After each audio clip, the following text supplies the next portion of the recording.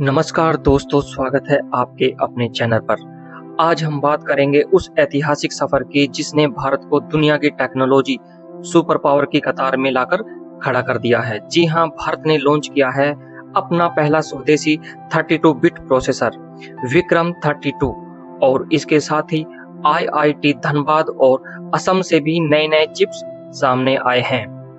दोस्तों, आज से पहले तक हमें सैटेलाइट, रॉकेट या एडवांस टेक्नोलॉजी के लिए विदेशी चिप्स पर निर्भर रहना पड़ता था, लेकिन अब यह कहानी बदल रही है।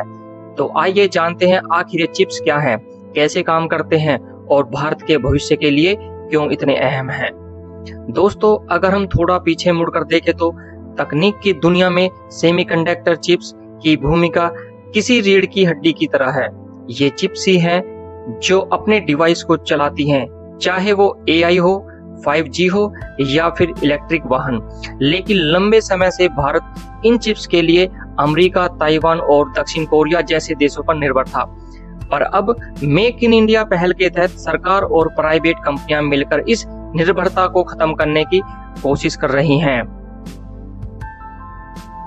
कल्पना कीजिए एक ऐसा भारत जहां स्मार्ट डिवाइस में मेक इन इंडिया का ठप्पा लगा हो। 2021 में शुरू हुई इस मुहिम ने अब रफ्तार पकड़ ली है और हाल ही में कुछ कंपनियों ने भारत में चिप मैन्युफैक्चरिंग यूनिट शुरू की है।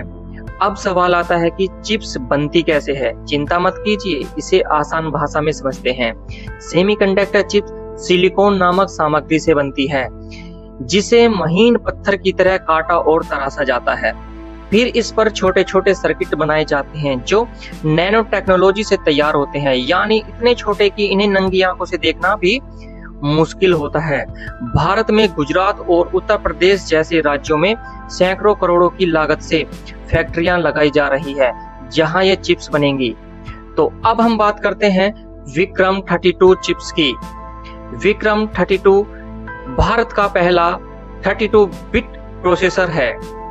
दोस्तों, सेमिकॉन इंडिया 2025 में सम्मेलन में नरेंद्र मोदी ने इस चिप्स का उद्घाटन किया। इसे इसरो ने सेमीकंडक्टर लैबोरेटरी SCL मोहाली ने डिजाइन और विकसित किया है। यह खास तौर पर स्पेस मिशनों, सैटेलाइट्स, रॉकेट, रक्षा तकनीक और हाई एंड ऑटोमोबाइल्स में इस्तेमाल किया जाएगा।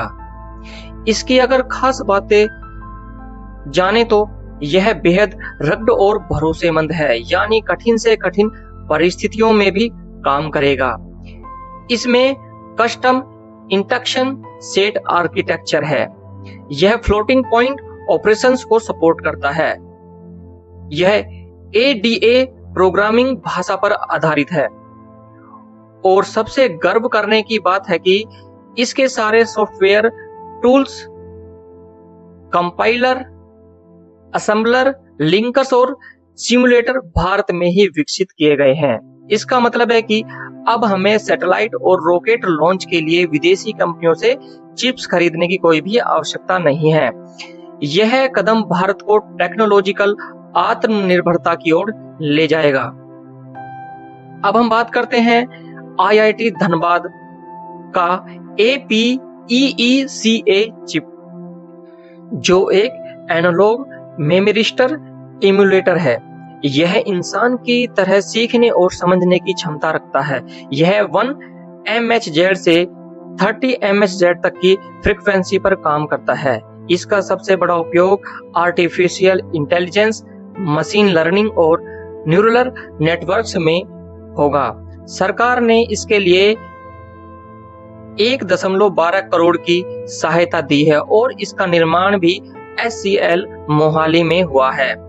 इससे यह साफ है कि भारत में रिसर्च सिर्फ किताबों तक सीमित नहीं, बल्कि अब इंडस्ट्री और टेक्नोलॉजी में भी बदल रही है। दोस्तों, इस बार एक और खास बात हुई। पहली बार असम ने भी सेमीकंडक्टर निर्माण में कदम रखा। असम के जेगिरोड स्थित टाटा यूनिट ने OSAT चिप बनाई और NIT सिलचर ने भी तैयार किया neural amplifier front end IC। यह दिखाता है कि भारत का सेमीकंडक्टर इकोसिस्टम अब सिर्फ बेंगलुरु या हैदराबाद तक सीमित नहीं है, बल्कि उत्तर पूर्व जैसे क्षेत्रों में भी फैल रहा है।